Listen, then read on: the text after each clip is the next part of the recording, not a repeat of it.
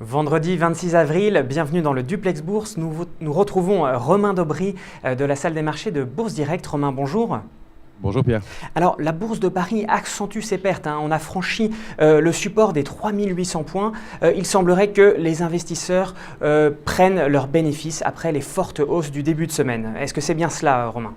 Oui, exactement, c'est tout à fait ça. C'est-à-dire qu'après plus de 5% de progression sur la semaine, il est normal que le marché consolide un peu.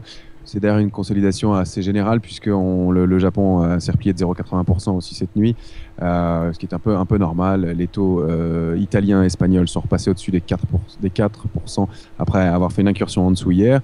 Voilà. Alors, ce qui a plombé un peu le marché aussi probablement ce matin, c'est l'annonce de la BCE du constat d'une nouvelle baisse du montant des crédits alloués au secteur privé.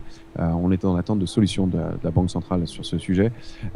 Et puis, les publications françaises sont un peu mitigées aussi. Il faut le dire, même si elles restent correctes, mais c'est mitigé.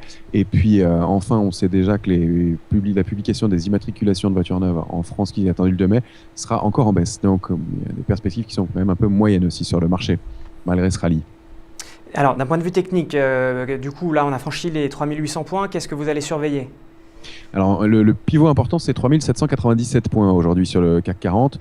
On est passé en dessous puisqu'on a vu un point bas à 788 récemment. On revient autour de ce point-là pour l'instant. C'est ce qui compte immédiatement. Alors, si on montait, ce qui semble compromis pour aujourd'hui, on pourrait avoir les 3845 points qui seraient à tenir. Et puis, pourquoi pas aller chercher les plus hauts de l'année vers 3871. Mais bon, ça n'a pas l'air d'être le scénario pour aujourd'hui. En bas, à contrario, le premier support serait vers 3756,46 et puis pourquoi pas 3710 pour l'instant.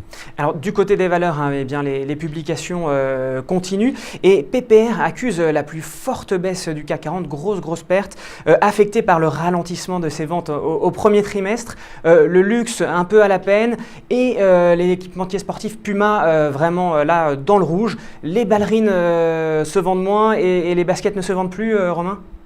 Oui, alors apparemment la politique de recentrage sur le luxe de PPR peine pour l'instant. On sait que c'est le numéro 1 européen de la grande distribution, PPR.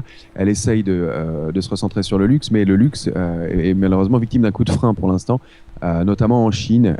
C'est global et c'est le coup de frein constaté un peu partout. Il y a aussi la loi anticorruption en Chine qui pèse sur le luxe d'une façon générale. Alors, vous le disiez, effectivement, Gucci qui perd 12%, Puma seul, moins 4,90 aussi. Elle tente de vendre la Redoute, elle a introduit la Fnac de façon un peu détournée puisqu'elle en fait une part distribution aux actionnaires.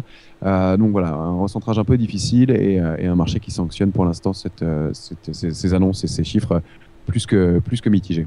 En revanche, tout va bien pour le leader mondial de l'énergie nucléaire, Areva, qui a annoncé donc, hier soir des ventes en progression de 12,5%. C'est une des plus fortes hausses du SRD. Pouvez-vous nous en dire un peu plus sur ce titre qui avait déjà progressé avant l'annonce de ses résultats suite à un contrat en Chine? Vous allez nous en dire un peu plus. Oui, bien entendu. Alors, effectivement, elle progresse bien ce matin, toujours. Elle est en hausse de plus de 2%, encore aujourd'hui, et comme vous l'avez souligné, après une belle progression hier. L'annonce, en fait, du contrat signé grâce au voyage de François Hollande, eh bien, c'est en fait la construction d'une usine de retraitement de combustible usé, et c'est le point fort d'Areva, en fait. C'est ce qu'on appelle l'aval, et qui est en progression de 49% dans le chiffre d'affaires publié par Areva. Donc, elle annonce un carnet de commandes stable à près de 45 milliards. Peu d'annulations par rapport à post-Fukushima, par rapport aux années précédentes.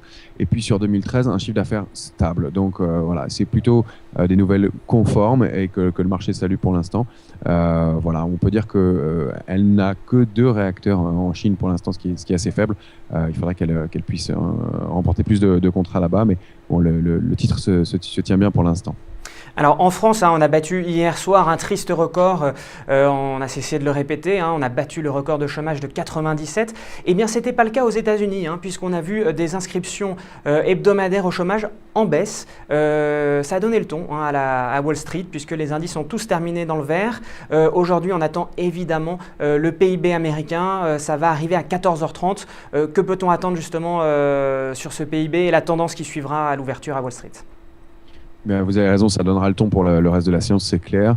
Alors, il est attendu en hausse de 3%, soit un rebond vraiment particulièrement important, bon, méritera peut-être des révisions par la suite, mais qui serait quand même très important par rapport au PIB précédent, notamment dû au fait qu'il y a eu lieu les coupes budgétaires. Donc, on verra.